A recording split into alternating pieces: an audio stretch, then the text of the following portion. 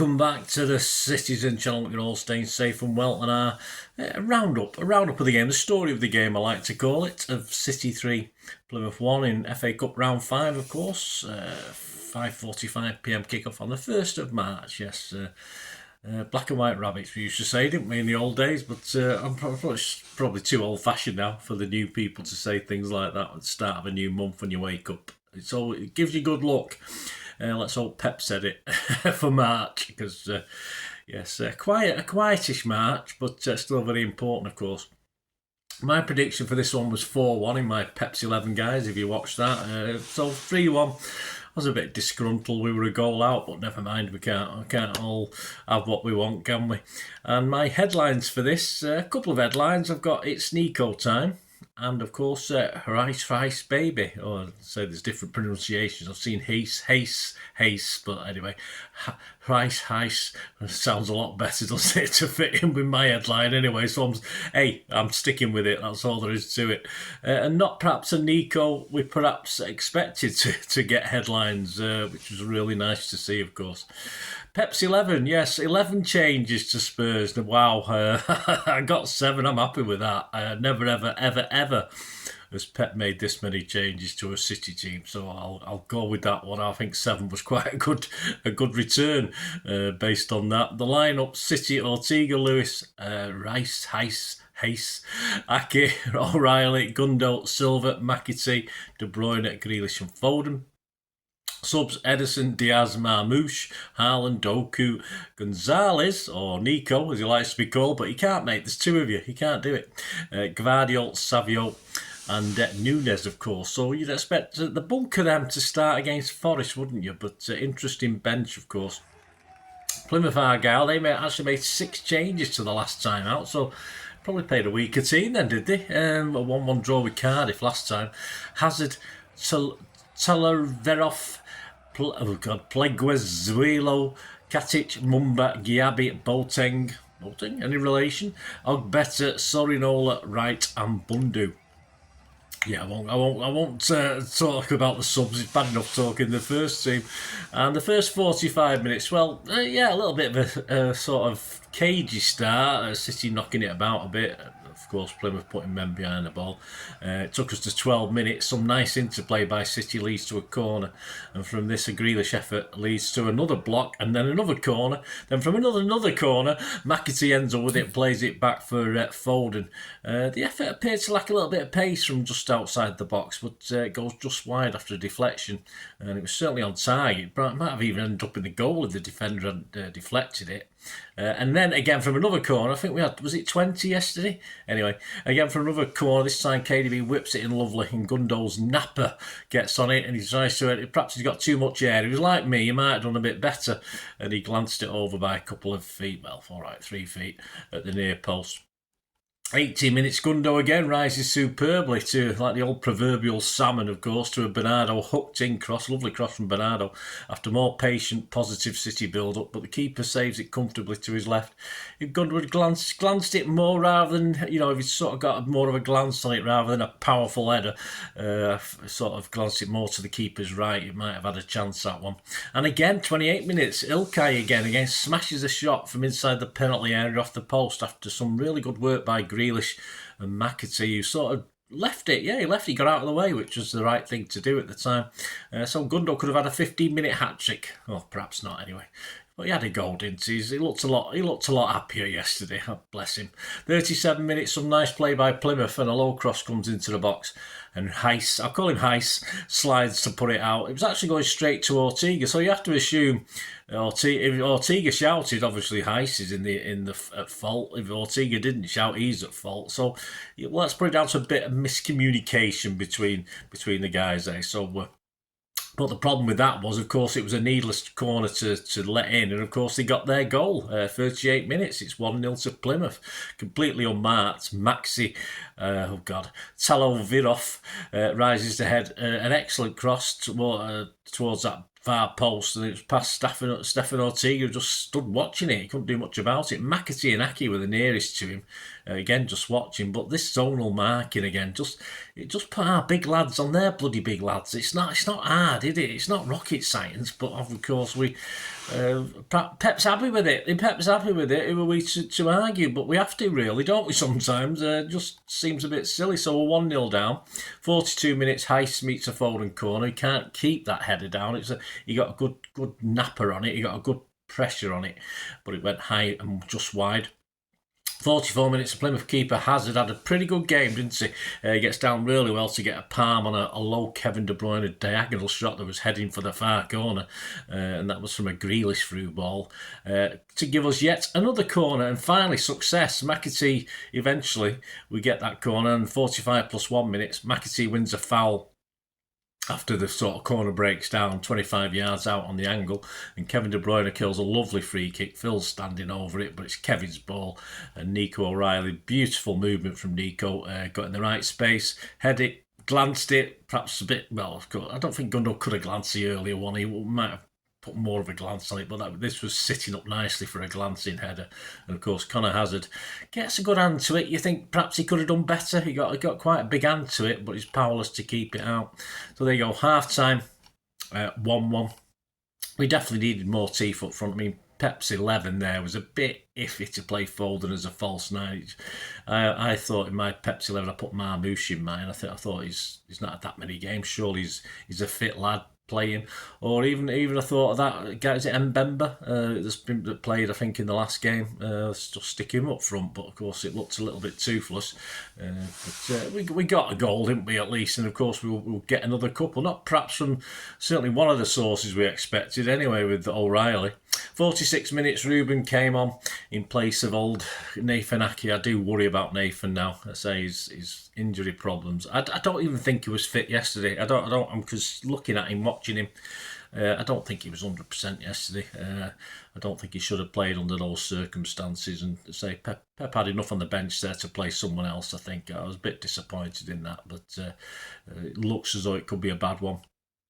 47 minutes, Grealish drills it across the face of the 6-yard box, but there's nobody there to stab it home for City. 51 minutes, Conor Hazard, yes, a lot of shouts for this guy. Saves from Bernardo after he'd pinged a low shot goalwards after Ilkay had turned the clock back with some great play down that right. He sort of left their defence for dead on that right channel.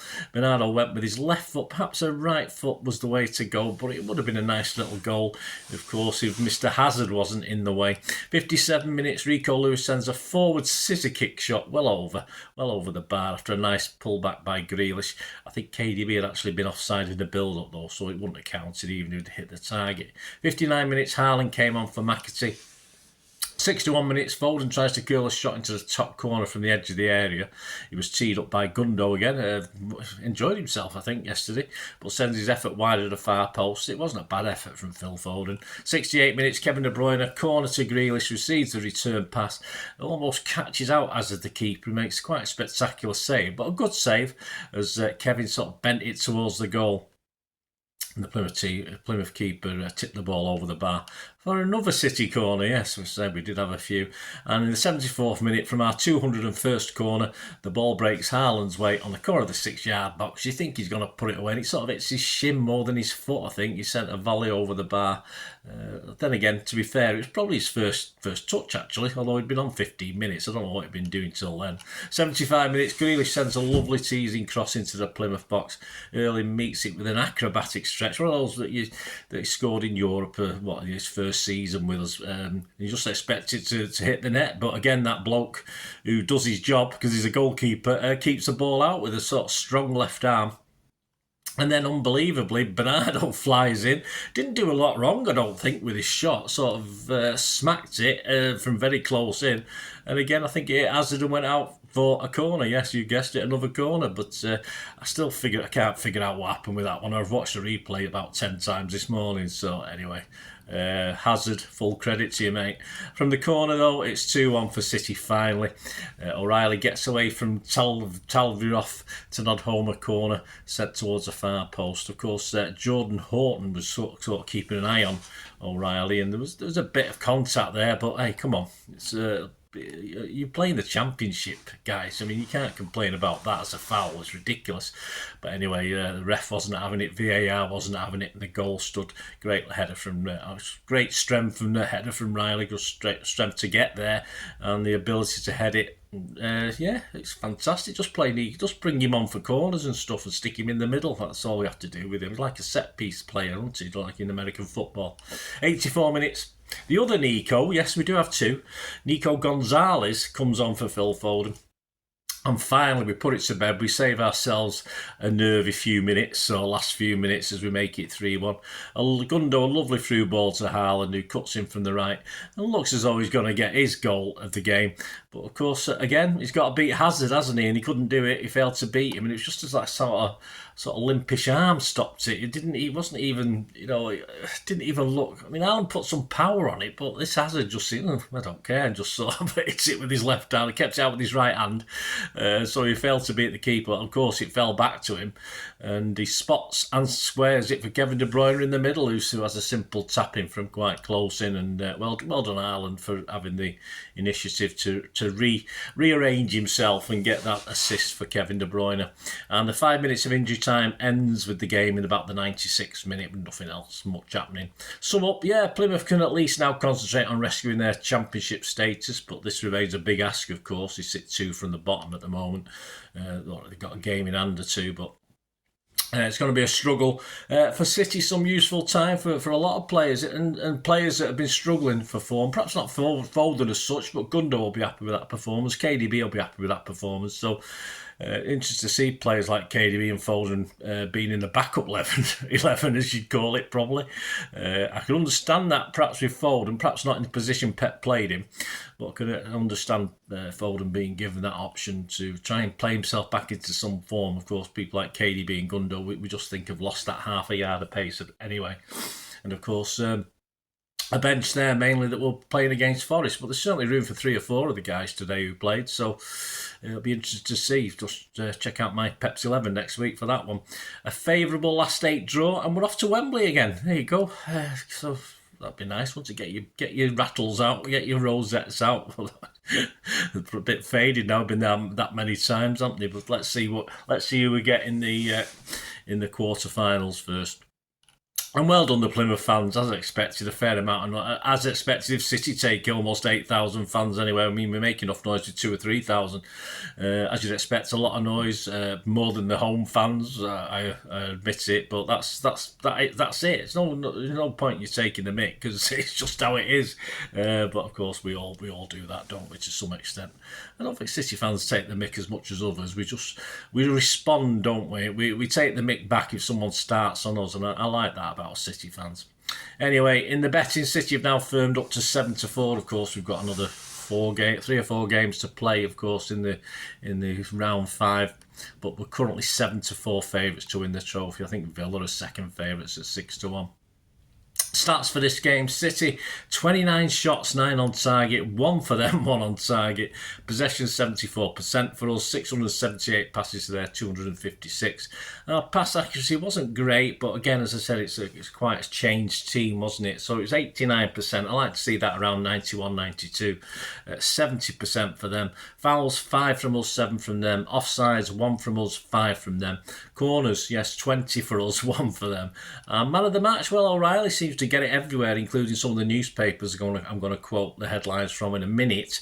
But for me, looking back at that, the guy I'm going to call Reis was my man of the match, just because of the circumstances as well, his age and coming into this team, not being used to anyone.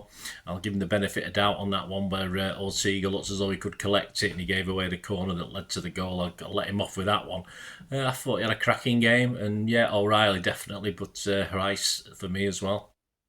Some headlines, of course, mainly Nico O'Reilly concentrated, but a couple on KDB and Grealish, actually, about other things. Sunday People's back page, Simon Mullock, City in the Nico time. See what he did there. Inside, Young Gun O'Reilly, good. O'Reilly good, oh really good, Riley good, yeah, see what they did there. And he got an 8 actually from the Sunday People, O'Reilly. Andy Dunn, Medal guru is you yet again, Jack. And that's all to do with Andy hinting at a Grealish medal now in an FA Cup, which will be happy for him. He'll be happy about. Mail on Sunday inside Joe Bernstein or Steen. Blimey O'Reilly. That's okay. O'Reilly got a 9 from him. Fair enough. Sunday Express back page. Simon Mullet, De Bruyne, deal me in. And it's a piece on why he may stay on at City for less money. So sort of get him built up for the World Cup next season. Simon Mullock, O'Reilly's brace in Nico time for Blues.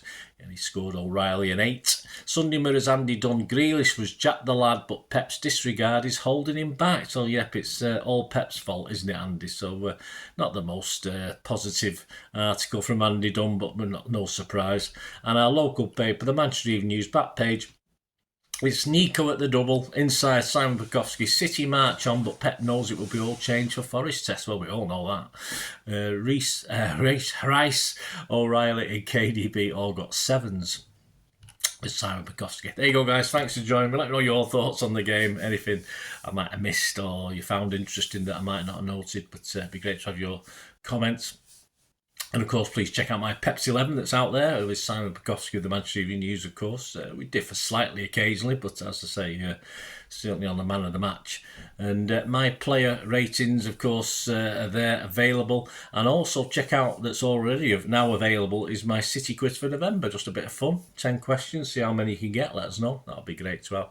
And of course, next week with the Pepsi 11 for the visit to Forest, plus lots of other things, including another part of my Tony Book tribute, and also a look at Champions League player of the season. All right, we didn't get too far, did we? But 10 games, who was our best player and who was our worst player, even more so. So join me for that as well. Some interesting results in that one. So that includes Simon Bukowski, the Manchester Evening News ratings for Champions League as well. So it's I'll give you my 10. Well, I think it starts at 14 actually. Some honourable mentions, but my number 1, of course.